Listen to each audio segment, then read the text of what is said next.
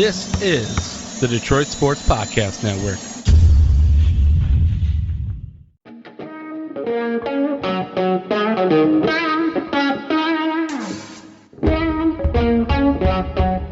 The biggest icon in podcasting.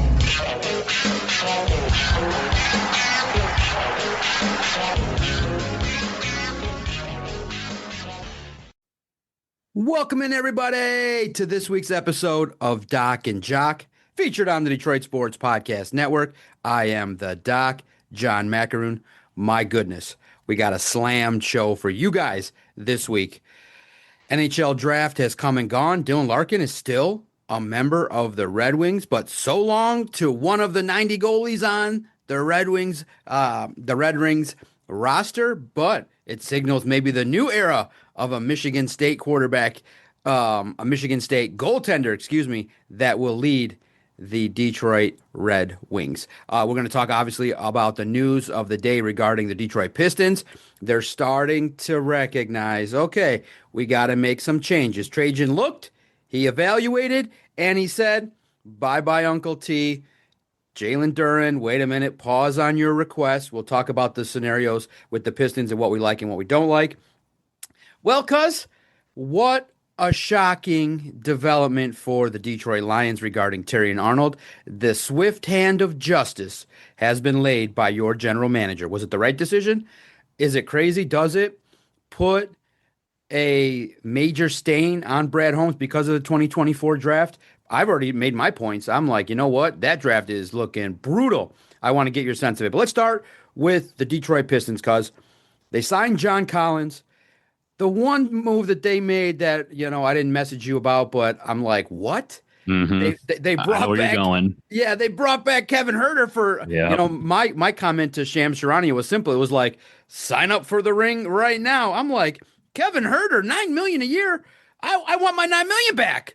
But after that debacle, I'm happy with the fact that they've now added John Collins. That's a name that many people believe at this point in time. My initial reaction is perfect fit.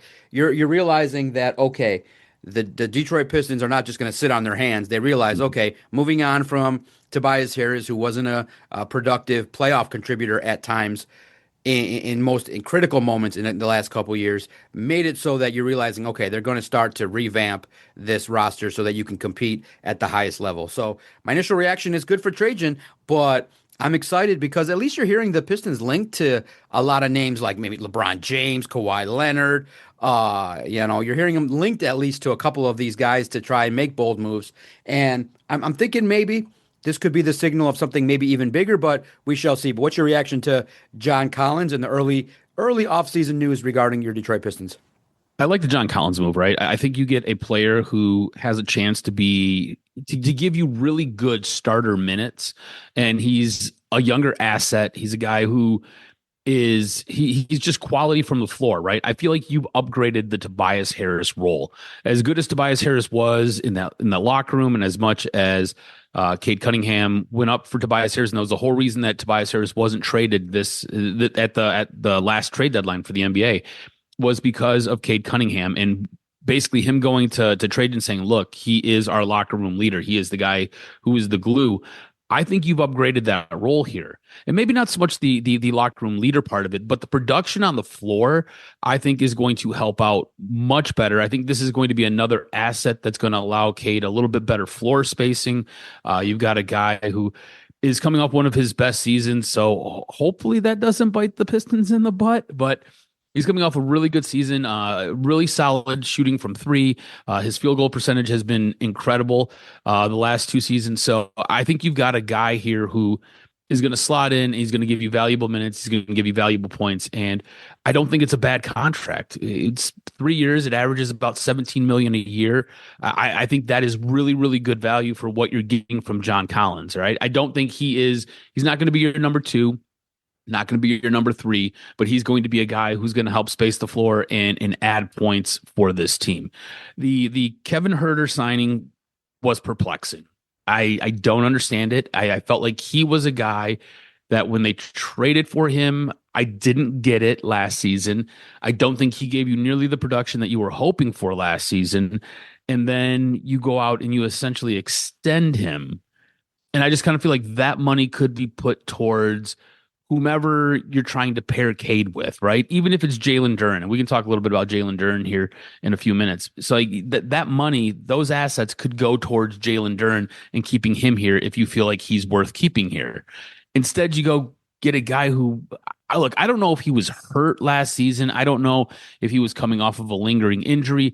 It was really unclear. I don't feel like Kevin Huerter gave you the production that you had hoped he was going to give you. I felt like, especially in the playoffs, Duncan Robinson, when he was engaged and he was on, he was much more formidable than whatever Kevin Huerter could give you. And I feel like they are going to end up waiving Robinson, and Huerter is supposed to get those types of minutes.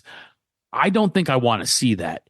Now, I'm going to say wait and see on how the rest of this offseason goes, because free agency just kicked up. And like you said, they are mentioned with the names of the likes of a LeBron, which I never thought we would hear. There are possible sign and trade moves that could get you pieces here that could really help this team, especially on the offensive side of the ball. So I'm going to say wait and see how this Kevin Huerter deal works out. But I just felt like Duncan Robinson was a better option than Kevin Huerter. The Kevin Huerter signing, I just don't get.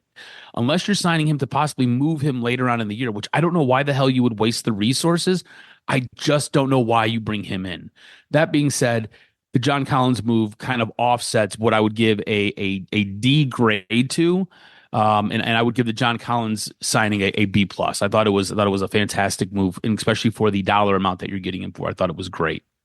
Because what is something that now, when analysts are now exploring what the Pistons are doing, Trajan Langdon's getting a lot of credit because he allowed Jalen Duren to go test the market. Nobody gave him the crazy numbers he was asking, and now nobody, based on the signings, can max him out. So Trajan Langdon has come out looking like roses, like, okay, now I can give you the real offer that you're going to get. So in the end, I think a lot of people are looking at it like, man, Jalen Duren, you might want to have some real conversations with your representatives, because they are telling you nonsense in regards to your value, and nobody paid it. So guess who looks like he's playing chess right now on this board? And that's your general manager in Trajan Langdon. And I think that's great. You like to see that. You know, Brad Holmes would have been like, Jalen Duren, what do you want? Okay, we'll give you $5 and $250 million. And we kept it moving. And so basically, metaphorically, this is what we've been asking as a fan base in Detroit for the football team to operate in this manner. You don't have to give everybody, and now I get it. The difference is that Duren on the brightest stage fell off. So that's where he hurt his market. But the problem is he's 22, and there is the presumption that the talent level is going to rise. But I think the number is $30 million a year at best. Mm-hmm. And I'm happy with the way in which the Pistons have. Maybe you can say, look, maybe you could say, it's a scenario in which the market dictated itself and it kind of works out where, yes, decent hoopers can get paid. But at 22 years old, when you got exposed on television in front of everybody, I'm sorry, Jalen, all the scouts kind of turned on the film and saw you kind of wither away, saw Orlando go, we're just going to put a body in the middle, and you were rendered irrelevant. So I'm happy with how things shook out with Jalen Duren. I think it's going to work out in the Pistons' favor. You might have a disgruntled player at first, but he's young, 22. Listen, I think that's where these young athletes need some better representation. You say, look, take 3 years. You'll be 25 years old. You're going to make 3 years, $90 million. That's $40 million just off the top with taxes. If you just put $10 million away, you're set for life. And then if you ball out, you go, okay, Jalen, get in the gym. At 25 years old, you can make $50, $60, $70 million a year if you develop. So you got to sometimes, I think it's a metaphor for life, dangle the carrot a little bit. Jalen wanted the whole cake right now. He wanted the entire cake, pie, store, machine warehouse all at once. And there's levels to this. You're not making chump change. The Pistons didn't offer you cheap money. Take the $90 million now, be at 25, 26, and then you're going to be posed to make $10 million, $400 million. So I think that Jalen Duren's representatives did him a major disservice in the way they traded him. But hey, the market is going to dictate it's going to go well for the Pistons in regards to Jalen Duren. Yeah, look, I think in the end, drawing a line in the sand and this front office with the Detroit Pistons really evaluating hard what they have and knowing what they got, I think has really paid dividends here, right? Now, all that being said, I think they do get Duren back on the cheap, and they've been on record of saying, look, whatever he's offered, we're going to match it. And it really allows Trajan Langdon to avoid having to pay that max deal, which, like you said, he comes out looking like a bed of roses. All that being said, I don't really know if I want Jalen Duren here anymore. Like I seen what you do when the spotlight gets the brightest. Like, to me, he's not a winner. He's a guy who's going to go out there. He's going to give you garbage points in the regular season. He's a guy who can take over a regular season game when guys are just out there going through motions. That's fantastic. I know you're 22. I know that there's probably a little bit more to your ceiling. Do you reach that? Do you get there? I don't know if you do. I don't know if you have that in you. And that's the one thing that I'm going to have to count on Trajan Langdon to really understand, right? Does he have that killer instinct? Does he have that ability to, once he gets paid, to really push and break through whatever this plateau is? Because he fell off hard, and he fell off and smacked his face hard in the playoffs.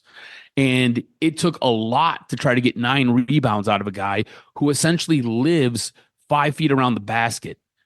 That's stupid to me. That doesn't make sense. Like when you are a back to the basket kind of guy, or you are playing within an arm's length of the basket, you should be dominating the boards. You should be dominating inside the paint. And this was a guy who completely disappeared and fell off for 2 rounds of the playoffs. He was non-existent, did nothing and gave you nothing.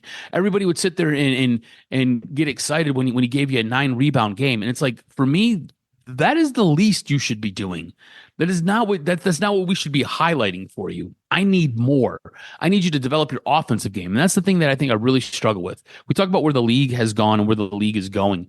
The league wants to be more offensive. The league wants these guys who are these juggernauts, right? These guys who are like 6'10", 7'1", 7'2". The league wants these guys to be able to step back and hit a 12, 15, 22-foot shot. They want them to be able to do that and have that in their repertoire. That is why defensively, guys are put in straitjackets and handcuffs now, because the league wants more offense. And I just don't know if a guy like Duren has that depth for his offensive game. I feel like he is, at this point, he is what he's going to be. He's going to be a back to the rim kind of guy. He's going to be a guy in the regular season. He'll give you 20 and 10. Or he'll give you 20 and 15. He's a guy who will come up with a big block here and there. And when it comes to the postseason, he's going to be Dr. Jekyll, Mr. Hyde. He's not going to necessarily be the guy that I feel like you can lean on. And so if I'm giving you possibly $45 million, like I need something more than that. I need something a lot more than that, which is why I'm all about them completing a sign and trade. Like I said, I don't think I want him on this roster anymore. I would love to see him go. There was a lot of conversation the last couple of days about the Sacramento Kings and possibly what you could get from the Sacramento Kings. When all this stuff started to kind of really percolate with the Kings, I think it was Sunday night, maybe Monday, I went and looked at the Kings. Sabonis was a name that got thrown around. I started looking at a couple of things with Sabonis, because let's be honest, who the hell is actually watching Sacramento basketball? I don't think Sacramento Kings fans watch Sacramento basketball. So it's not like I've sat here and watched a ton of games of Domantas Sabonis. Like, that's just not reality. I'm not going to lie to you. I did watch him when he played for Indiana. I watched him when he was very early in his career. I was actually a little bit surprised at how old he is in his career and kind of where he's at. He's 30. Duren, I think, is like 22. So like you're getting an aging player, but you're getting a player who has offense, who has some depth to his game, a guy who doesn't have a problem stepping out behind the 3-point line and shooting the ball. He's a guy who, again, we talk about floor spacing and what Cade needs, because Cade is your superstar. Cade is what you're building this team around. This is a guy who allows you to help space the floor. Is he a bit of a liability on defense? Yes, but I feel like you've got a ton of guys who play really good defense who can pick him up. For me, if Sacramento offers him some silly money, I feel like, all right, cool. We'll do the sign and trade. We'll send you to Sacramento, and I'm getting Sabonis back in that trade. Now, if you can get a little bit more back in that trade, I say go for it, right? If you can get a draft pick back in that trade, if you can get another player back in that trade, I say go for it and make it happen.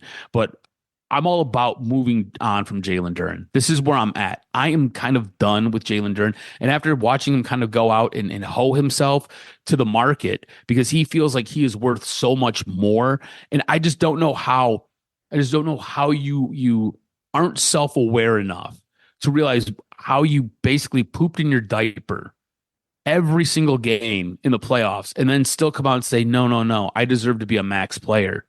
No, no, no, sir. You deserve to be moved on from. You can go. Here's the door. Would you rather see Jalen Duren packaged up in a sign and trade, or would you rather them bring him back for, we'll say, 38 to maybe $44 million? Do you preference the player, or do you preference the package? Because I preference the package. No, I want the player. I want to see what he can develop into. I think that there's an opportunity for somebody that's a little bit hungry, a little bit. You see the potential in terms of a stout physical presence in the regular season. Now, the question mark is going to be what level do you believe he can step up in the postseason when teams clamp down defensively? It's one of those deals where sometimes you need a regular season guy. You know what I mean? You need a guy that can get you to the postseason. You know what I'm saying? Somebody that can help be part of a 60-win team. And then maybe you just got to fine tune how much you play him in the postseason and in his rotation.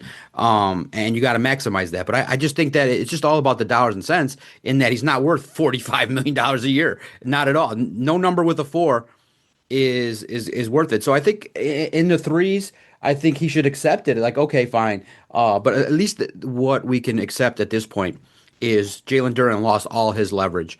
And for the Pistons, that helps. It helps with it because you got to remember it's a cap league, it's a tax league, so you get an opportunity to get a good player maybe for just a little bit less than he wants. They'll figure it out. It's negotiation, and I do think that the idea that he's maybe disgruntled. Of course, he's not going to be happy, but I think he'll be fine in Detroit. You're treated like gold. You're going to have a chance to win. Management's going to be good. Going to Sacramento, it seems to be like a career death. Like just take a check and keep it moving. I just think Sacramento realized, wait a minute, this guy's probably just using us to take a number back to the Pistons. So we're not going to do that. We're not going to just basically just be used in that manner. So I'm happy with how things are going to shake out. I do think that unless the player has said, I'm not happy here anymore and he feels like the bridge is burned and he doesn't want to be here, I want the player. I want to see him develop. He's still 22 years old. There's still size, speed, athleticism. There's still an opportunity to add something to his game. And if he can be a 15-10 guy, those are hard pressed to come by. And if he can develop that level of prowess in the postseason, you don't want to let that go. So I hope they keep him. We'll see. Let us know at Detroit Podcast. Do you think that Adam is going to come out right in this discussion, or will the Pistons see Jalen Duren yet again? But yeah, he's got to get. I think the one thing that everybody realizes with Jalen Duren, that player, the mental toughness aspect of his game has to step it up because, when you're hearing reports of who he's dating and who's dunking on him and making noise in the postseason, you see his game correlate to getting withered away because of it. No. You got to step up and rise to the occasion. This is Detroit. Because before we move on to the National Hockey League team here in Detroit, what did you make of Malik Beasley finally getting indicted? And I think that the theme this week is some legal matters because you realize, man, the feds don't mess around. They waited a whole other year to investigate, learn, research.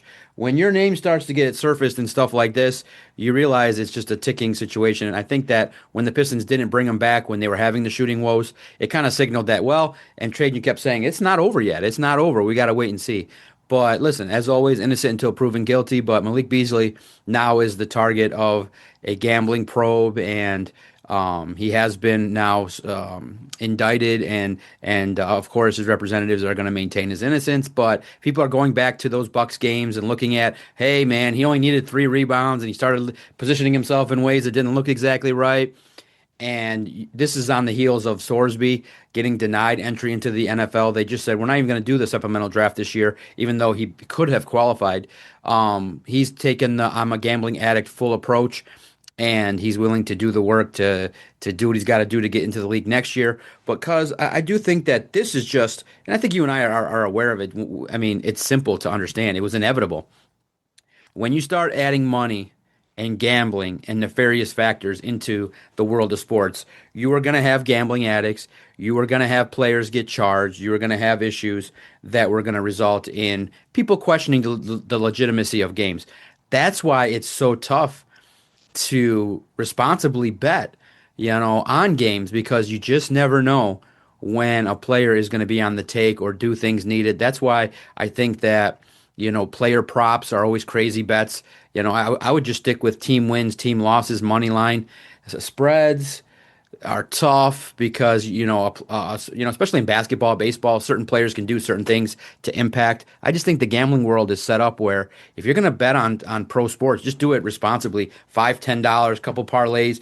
Drop $5 on like a 8-leg parlay to see if you can hit for $10,000. Fine, that's reasonable. But if you're about there trying to drop 10 G's on a game and you're thinking that Cade Cunningham is going to score 25 points or more, I just think that without insider information, it's a stupid bet and something to be avoided. But Malik Beasley, yet again, I think this will be one of many stories we're going to hear of players being looked at and evaluated for gambling. When there's money involved, when there's big money involved and somebody that has potential ability to influence an outcome of a game, it's very easy to see like, hey, Malik, and just using him as an example, not this specific case. Hey, Malik, here's $100,000. Make sure you get less than 4 rebounds.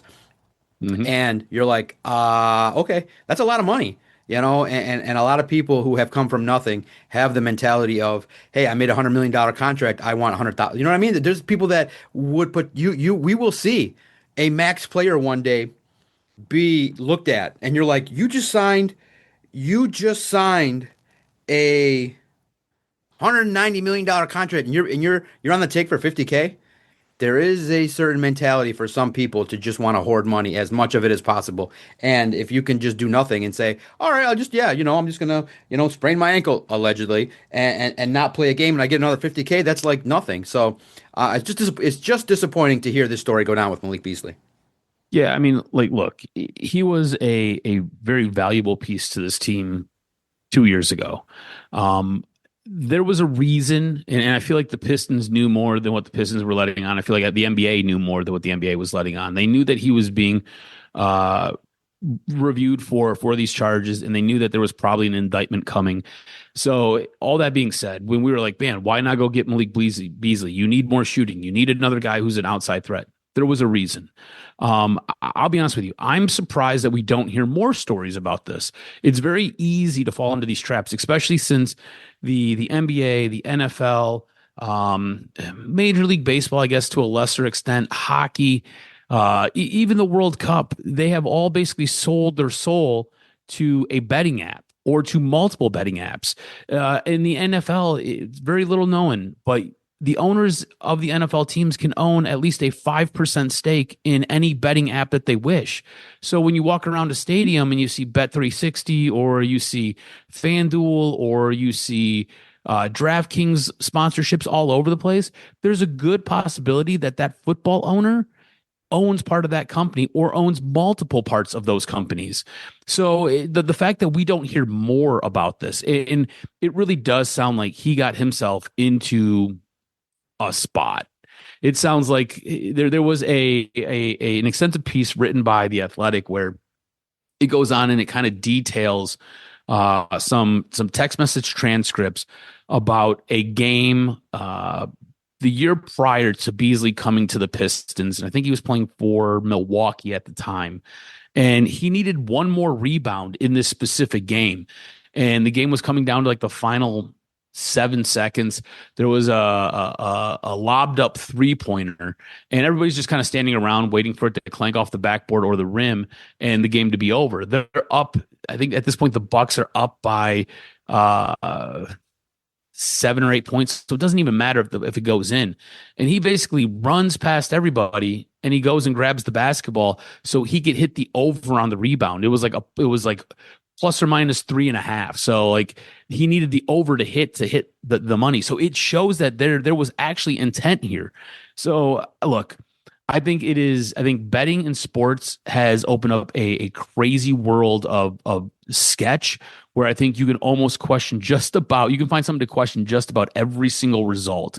And that's not what sports is supposed to be. Sports is supposed to be pure. Sports is supposed to be people going out there trying their hardest to win these games and laying it all on the line every single game. We know that's not the reality, but I think now with the sports betting that has been added into it, I'm surprised that we don't see more stories like this about a guy like Malik Beasley. And he's just a really weird dude as it is. Like, he personally just seems like he has some immature shortcomings and just isn't a fully grown adult. And that's a whole other story. So him getting himself into a spot like this doesn't really surprise me. Doesn't really surprise me. And I will be fascinated to see what comes out in this indictment against him. I think it's going to be absolutely mind blowing. I think the crazy thing is we have all these things going on in Detroit sports, and like none of it is good, right? Like Malik Beasley gets brought up on federal gambling charges. Jalen Duren essentially says he wants out, but really we just know he wants a massive contract. Recently, Dylan Larkin has said that he wanted out. Tarek Skubal is supposedly being shopped. I don't think he gets traded, but the time with Tarek Skubal in a Detroit Tigers uniform is coming to an end. And then I think one of the craziest things, one of the wildest stories, is the Terrion Arnold story. To me, it's absolutely mind blowing. When this was reported, I believe it was back in February, it might have been early to mid-February. I remember reading this story about Terrion Arnold and all these things that he was accused of doing. And you talk about how the feds will wait and they will just prepare a case. They'll just put stuff together. It took them a year to really get everything pieced together from Malik Beasley. But with Terrion Arnold, there were reports that were coming out back in February. And I was like, how has this man not been arrested yet? Like, how has this man not been brought in and brought up on charges? Like, what is going on here? Only for us to turn around at the end of June, and he has now been arrested. He's been charged with multiple counts stemming from battery, robbery, kidnapping, assault. To me, the Terrion Arnold story is absolutely nuts. And I feel like this is one of the most impactful things that the Lions are going to have to deal with this year. This was your guy who you were looking to be your starting cornerback number one, and you just end up releasing him because of everything that has happened with him over the course of the last couple of months. When it really feels like, because you and I both know the NFL's got some security teams, they had to know what the details were. They had to know what was going on. And I just don't feel like the Detroit Lions were blindsided by what took place with Terrion Arnold. Are you surprised that it took so long for these charges to be filed against this player, which will then lead to the conversation we're going to have about the Detroit Lions and their role in all of this? Yeah. But were you shocked that it took this long for him to get brought up on charges and then get placed in front of a judge and then have everything read in front of him while he's essentially wearing an orange-red jumpsuit? Because I was blown away that it took this long. Because back in February, dude, I was like, dude, why has he not been arrested? Like, what is going on here? No, because it takes time. And what happens is that, listen, everybody knew that something like what bothered me was, and just to intro the topic, was you would go on Facebook and social media and fans were like, oh, they just simply would accept a defense attorney who, for 1 million times out of 1 million times, is going to release a statement, my client's innocent. There will never be in the history of defense attorneys, unless maybe a Polish one comes out and is like, I think my client might have did it, but let's figure it out. I mean, so the Lions fan base was like, we're good. And I would be like screaming, yelling online, going, wait a minute, guys, there's going to be more. There are 2 people that are going to be investigated. What do you think the investigators are going to ask them? So the fan base acted dumb out of their willingness to, in my world, because it's just simple denial. They didn't want to believe that it was going on. And so, listen, I understand now. I'm in my late 40s, and I don't care anymore what people think of me. I'm just going to tell you guys, It is not over. Not over. You're a hater. You just want things bad for the line. I'm like, guys, common sense. I listen to a lot of legal podcasts. I listen to Adam Carolla, who does a legal podcast with the former lawyer for Michael Jackson. He has laid out how to do a case, how to perform, how the cops perform. He has given everybody the game plan. I have the knowledge for you people. The perp walk, it is something that Mark Garagos has explicitly discussed in terms of defending clients. So I've seen it from that perspective, but it took a long time because they wanted to gather enough evidence by talking to people, by corroborating. There's no rush. They've already gotten the two people involved. They've already gotten convictions. So now they're just going to go back and say, okay, what did these two people say? Let's go back and then investigate what they told us. And they have to piece together the text messages. They have to, and remember too, there's 8 hours in a day and maybe a couple hours here and there. You're investigating other stuff. I'm certain investigators are not just investigating one case. They're probably investigating 3 for a city's money. You know what I mean? It's not like it's a private investigator. It's a local municipality doing their thing. So, and a lot of times it goes to people being overworked and underpaid, and you got to take your time. But yeah, it was no surprise to anybody in the media. We were ready for all the coverage, all the smoke. And remember, and the one thing I'm grateful for that Adam and I started this podcast is when Terrion Arnold spoke to the media, who asked him directly, is your circle tight? That would have been yours truly. And the blessing of having a podcast and being independent and then being acknowledged to be able to ask those questions is to ask the meaningful question other than how do you feel about the troubles you've been in? You know what I mean? I got to ask him directly, man to man, face to face. Hey, is your circle tight? And he's like, yeah. And so he's going to answer how he's going to need to answer, but he's got to answer to a fan. And unfortunately, his circle was not tight enough to avoid these issues. Look, innocent until proven guilty. And then the next step was, and that's why the blessing of our Twitter page is we can just let it rip, and then we're not scared to back off and face the smoke. Doc likes the smoke. Doc likes the smoke online for 15 years. It's probably toxic, but I like all that smoke. And that's why I think a lot of people follow us, follow Adam, follow us, is that we're not trying to, kiss ass. We're just telling you what we think. And so on X at Detroit Podcast, my assessment was simple because I sat there and watched every word of the 2.5 hours. All right. And I was left just thinking like you were, jarred. Like, wait a minute. If the Lions are sitting there watching this, if Brad Holmes, Dan Campbell, and the coaching staff are watching it, I felt emotionally jarred watching the cops talk about it, the prosecutor, the defense. And in the end, I said, here's a simple tweet from Detroit Sports Podcast. I said, here's what's going to happen. I said, he's going to be found guilty. He'll be cut. He'll be found innocent. He'll be cut. Oh, no. His attorney Cook, he's got the Johnny Cochran of attorneys. He's the legendary Mr. Steinberg out of Colorado. He's super rich. No, the Lions are going to keep him. The Lions are going to start him. I'm like, okay. Did you guys just forget the no turds policy? The all serious Dan Campbell, the Bill Belichick, Bill Parcells, Dan Campbell? The Lions fans are in a fog because there are a lot of fan sites and a lot of Facebook pages that are just like, I love Jimmy, I love J-Mo, I love Amon-Ra, I love the ground that Jared Goff walks on. Jared Goff is the best, and there's no room for any higher level of thinking. So I'm glad that we can have a little bit of a voice of reason approach to this. And it's simple. It's not even rocket science because I'm not even patting myself on the back. It's just Dan Campbell said no turds. Cam Sutton cut 24 hours. And then once I think this went down simply when the judge said the word probable cause, I think that was the note that was the note when the judge says, this is serious. There's probable cause to go forward with the trial.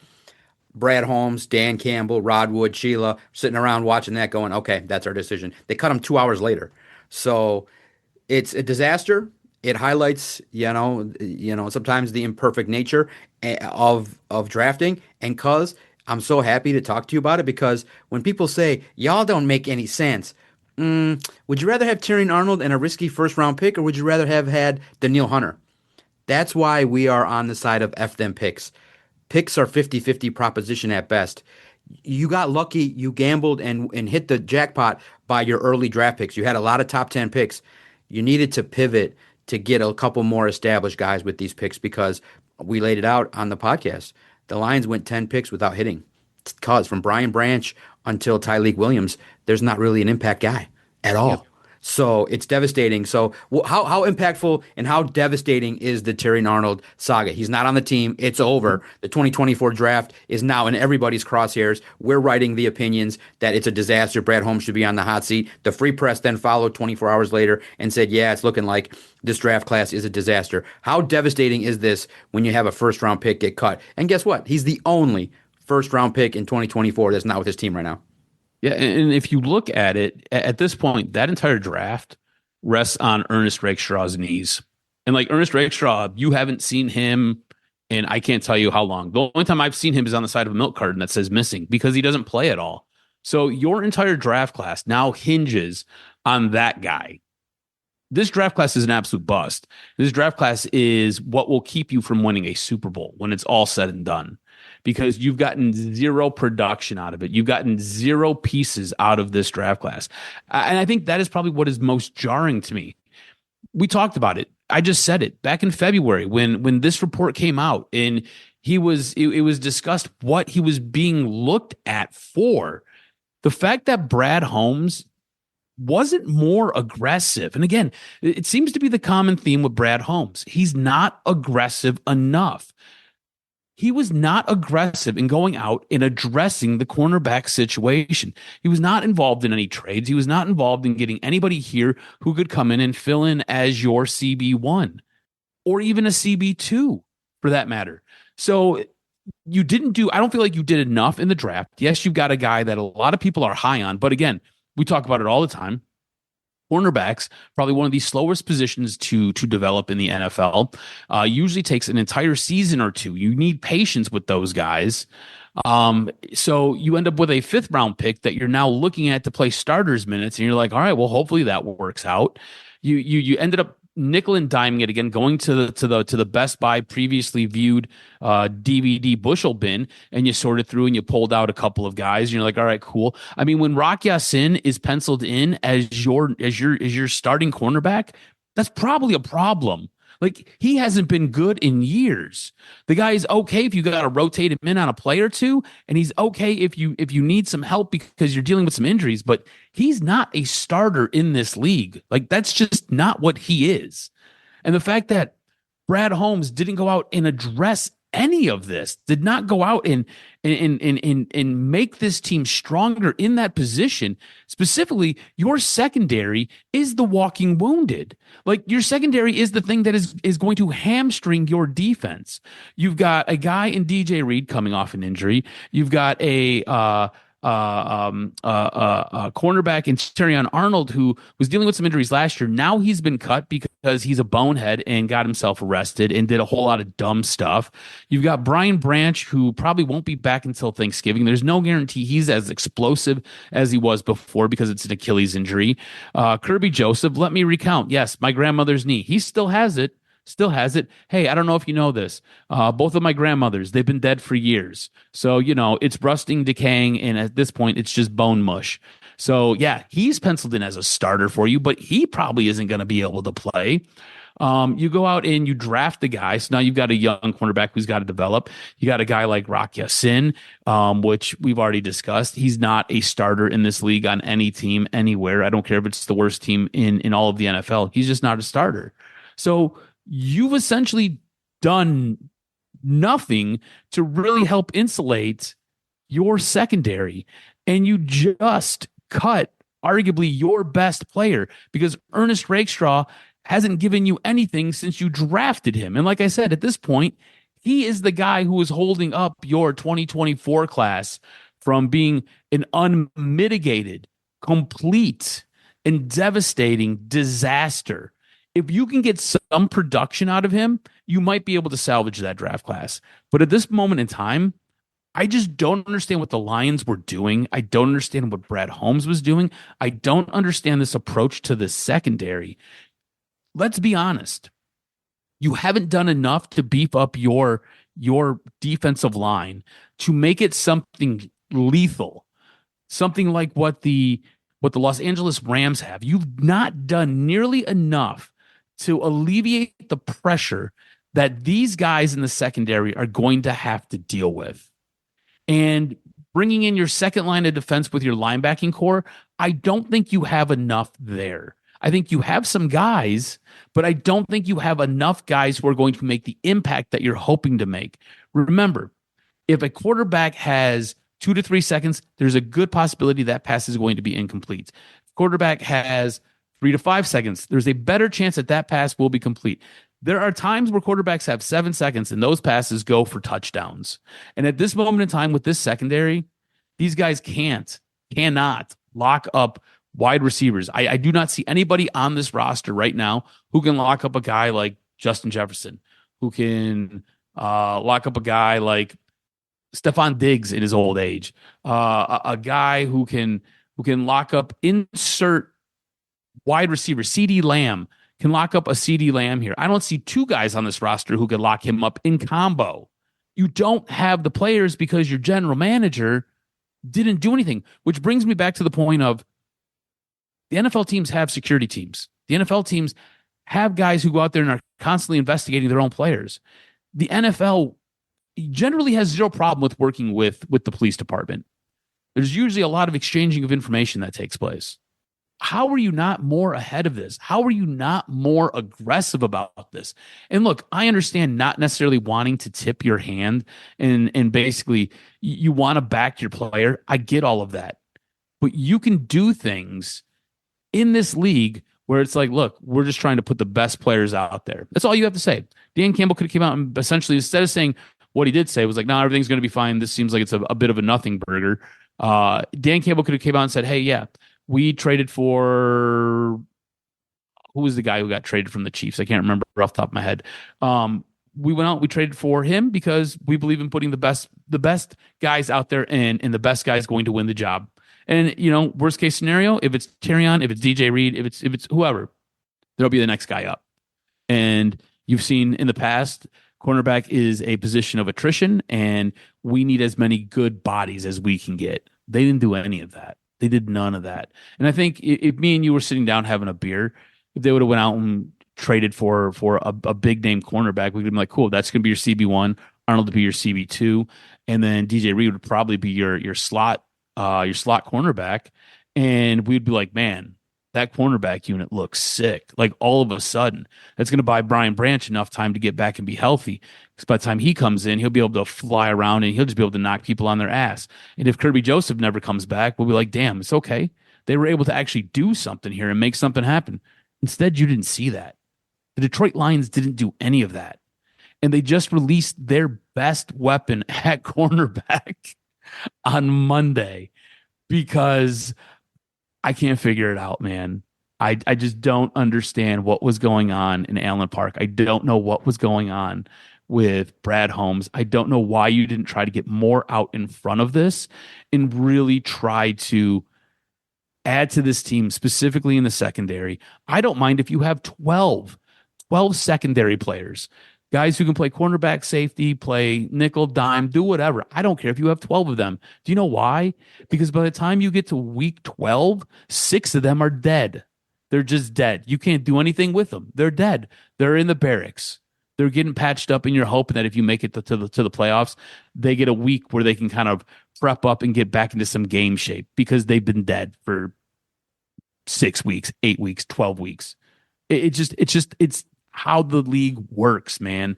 And this general manager, as much as Brad Holmes does really, really good, it's really starting to feel like he's sitting really fat and sassy off of some BS 3 years ago. And it's really, really starting to frustrate the shit out of me. Yeah, it just seems like the response could have been a lot more proactive by maybe, you added Isaiah Pacheco, but yeah, the pro player personnel across the league has been Pacheco weird. sucks too. Pacheco's been dead for 2 years. I like how everybody highlights that. Like that was some steal.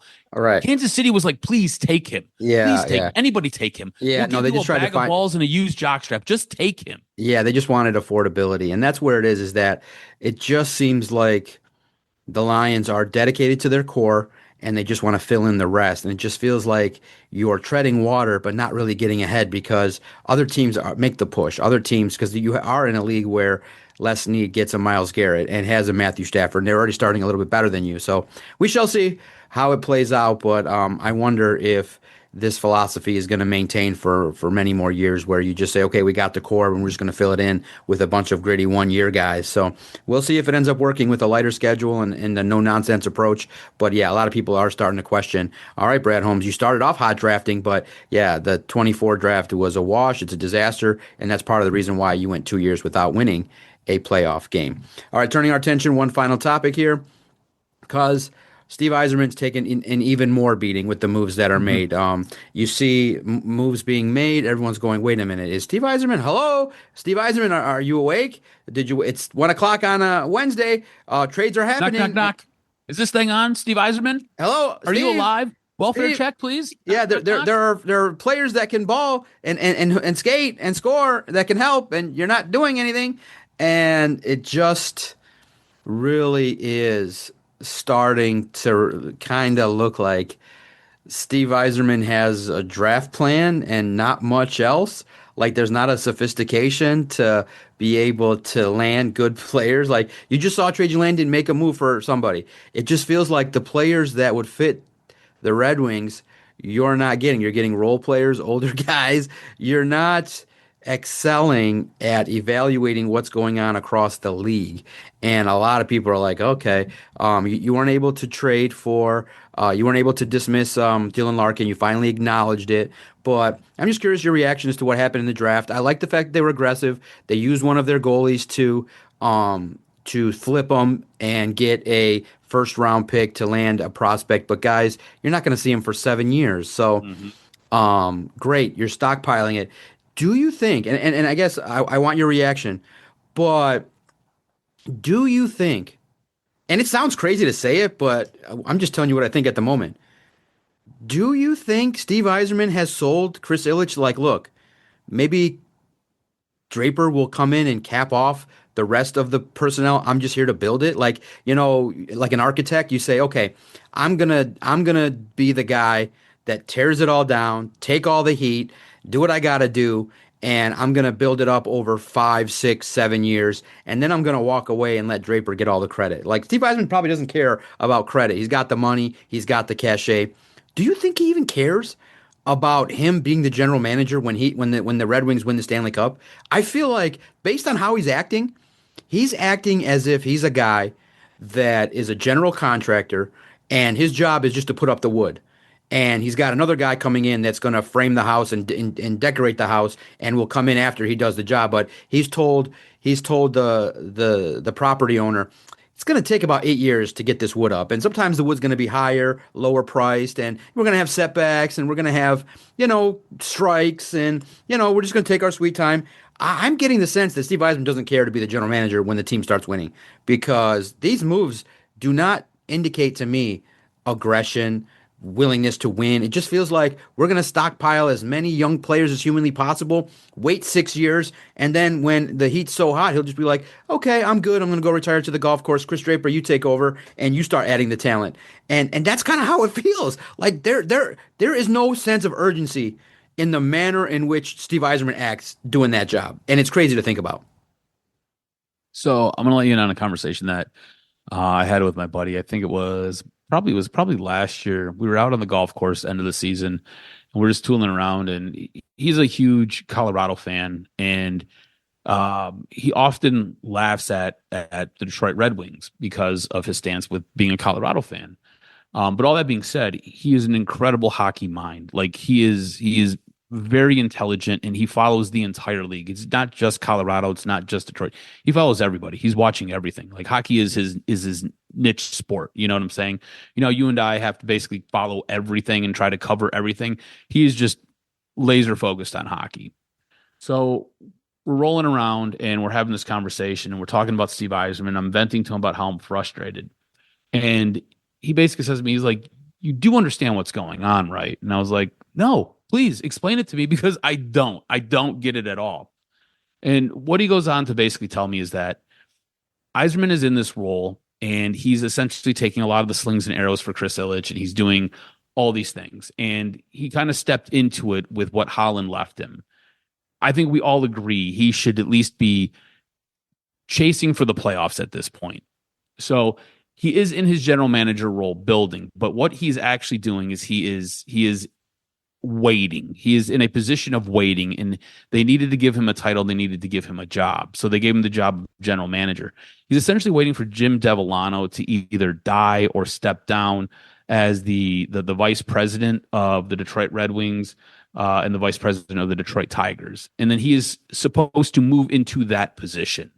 So in the meantime, you're not going to remove Devellano because he's done pretty decent work in his whatever his role is as the vice president. Yzerman now sits and waits as the general manager. The big mistake I think Yzerman has made as the general manager and as the vice president in waiting to take over for Jim Devellano is he has hired his own buddies. He's hired his own guys. And a guy like Chris Draper absolutely sucks at pro player personnel. And that's his role. That's his job. When Pat Verbeek was here, Pat Verbeek was very good at addressing young talent and helping to draft talent. And a lot of what Pat Verbeek did was get a lot of those young players in here, a lot of the guys that you're starting to see trickle up through the minor leagues and be on this roster. That was all Pat Verbeek. Pat Verbeek left. Pat Verbeek, I want to say he went to Dallas as the assistant general manager. I don't know. He went somewhere. Pat Verbeek went someplace else. So Yzerman insulated himself with his buddies, and the one spot that they have failed to do anything in over the course of the last 6 years, 7 years is pro player personnel. The place where they have struggled the last 3 years is drafting. Like the draft picks, the guys that they have gone out and got, they just don't look like they're high-end guys. They look like they are role players. You've got nobody who you're like, oh my God, I can't wait for him to come up. And the hope was that Kosa was going to essentially be that guy that you can be like, all right, cool. Finally, we get something up from the minors because it feels like it's been forever since anybody has come up from Grand Rapids and really helped contribute to this team in a real meaningful way. And you're like, hey, hopefully it's Kosa. He comes up and he can step in. And he's our number one goalie for the next 10 years. Well, obviously that's not going to happen because you traded him to Utah for a first-round draft pick, which let's talk about this real quick, just little sidebar. I'm happy that he was able to move on from Kosa because it feels as though the organization lost faith in Kosa, okay? So the organization did not believe in him. They weren't going to give him the time. They weren't going to bring him up. He just was where he was at. So you were able to move on from him. He was, I believe, the 15th overall pick. You were able to flip him for the 23rd overall pick. So you got value for him. Was it a little bit of a decreased value? Sure. But you had lost interest in that asset anyways. So you getting back anything is a win. You getting back what you got back, I think is absolutely fantastic. And then you turn it into a draft pick that people are forecasting to possibly be a top 6 forward. I hope all that works out. We won't know for 7 years. I mean, at that point, I'll have a kid in middle school. So like, I don't know, her and I'll have this conversation with you when that time rolls around, but that's neither here nor there. All right. Yzerman has to do a better job of cleaning house internally. And I don't think he's willing to do it. I think he likes what Draper brings. I think he likes the fact that Draper essentially is a yes man to him. I feel like the guys that he has in position around him, they're all there strategically. And his job is basically to take the slings and arrows. He doesn't come out and talk, so he's not really held personally accountable. Everybody gets upset with him, and everybody talks and is basically ready to storm LCA with pitchforks and fiery stakes. But the thing is, he's never around. And then when he is around and he does answer questions, he's always snarky. He's always aloof. He's always condescending. Always the smartest guy in the room. And to me, it just feels as though at this moment in time, he's just biding time. He's waiting. He's doing a job that maybe he doesn't really want to do, and he's trying to make the best of it. And all that being said, to me, it just doesn't feel like he's 100% invested in his general manager role. And again, my perspective. I believe he's just waiting to take on a different role. I think he's just biding time. I think he's doing what he's got to do, and he's got his boys in the room, and he's like, I'll protect you all, and we'll just get through this, and it'll be okay. That's what it feels like to me. Yeah, and it feels like when you have a close relationship, I swear to God, he told him it's a 10-year process. He's like, we're going to stockpile. You know, if he was smart, he would tell the owner, look, We had a 25-year run, and we got to go young. We got to go young for 3, 4, 5 years. There's going to be a lot of pain. There's no way Mike, the Chris Ilitch is in the dark, but that's what he sold. And if you're sold that and there's no expectation, you can just go about your business. He's like, we're going to have a great minor league system, and when we finally tap into it, we're going to put a product on the ice. But yeah, he probably sold 2030 as the first day that he expects competitiveness. So it's crazy to think about. It causes a lot of frustration. And guess what? Here's and actually, to end the podcast, here's just a simple statement. Prospects are the greatest risk in professional sports. Yep. Okay. And the idea is this: if you're rebuilding, the first 3 years, you should stockpile prospects in every sport. But then when it's possible, you also have to marry that with pro player personnel. Now, you don't just stop at getting DeBrincat and Kane. You needed to be a little bit more aggressive to add good proven players. And when your star player tells you, hey, go out and get a great defenseman, and he's local, and the guy's basically saying, I would love to live in a state I would love to come play there. Yeah, I'd love to come play in a state that has great lakes, great boating, all the seasons, and has a great tradition.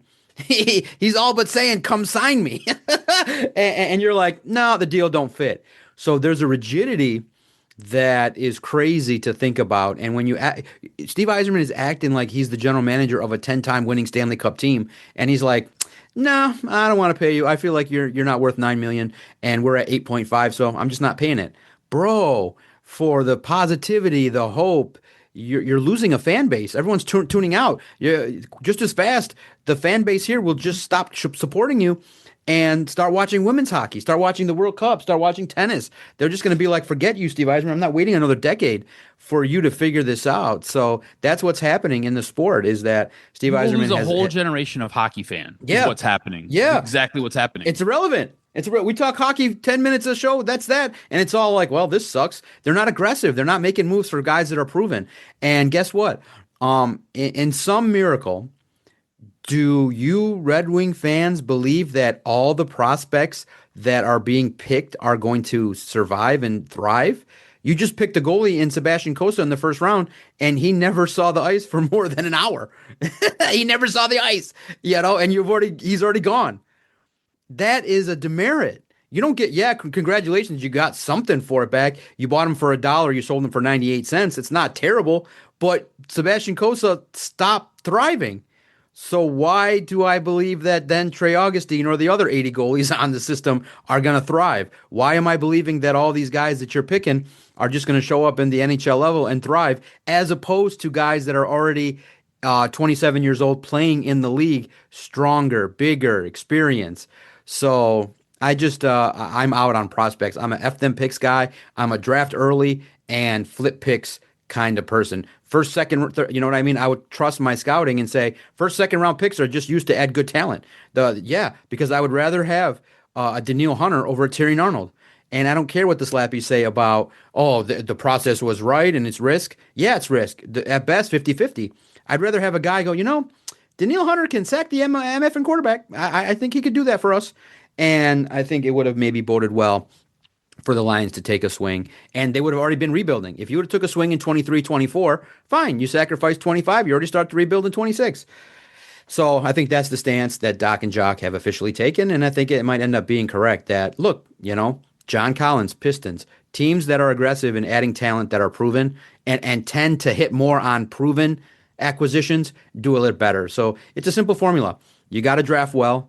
You got to understand pro player personnel. You got to be aggressive at the trade deadline. Your roster strategy cannot have holes in it if you want any chance to be successful, because you have at the top end, it's real simple. You can be good with a hole in pro player personnel and not being aggressive. You can draft your way to being a good team, but it's hard pressed in any sport to move forward to be a championship team until you start packaging picks for proven guys, paying good players, and the more of them you have, the better your team will be. And that's just a simple example. DK Metcalf was a proven player from the Seattle Seahawks. They traded him for picks. They spent north of $100 million in free agency. They were aggressive in the trade deadline market by adding a special teamer in Shaheed who made impact plays. You added a quarterback for $35 million, not top end. You used the formula in every part to win a Super Bowl, and that's what it takes, and that's what we believe. Make sure you follow Adam on X at AdamRSGROZ. Follow us at Detroit Podcast. Great podcast recapping everything. Looking forward to it. Hopefully everybody is surviving the heat wave. Hopefully everybody's air conditioning went out, stayed intact. Our power went out for just a few minutes. Thankfully, it came right back on. So stay cool, stay even keeled. Don't get yourself in trouble. Wear sunscreen because that sun will crisp you up pretty fast.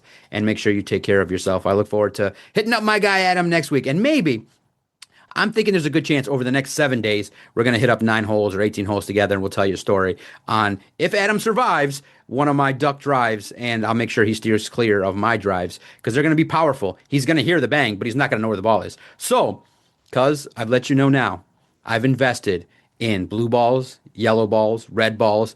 I am going to show up to our golf outing with colored balls. And we will find them, and we will be able to have a good time. And hopefully, if it's not the next show, the one after, at one point in July, a couple rounds will take place. I have a month off before the 29th when training camp takes place, and I look forward to sharing some summer stories with my guy, Adam. Thanks, everybody. We look forward to talking to you next week on Doc and Jock, which is featured on the Detroit Sports Podcast Network. You fucking podcasters. I said don't let them in here.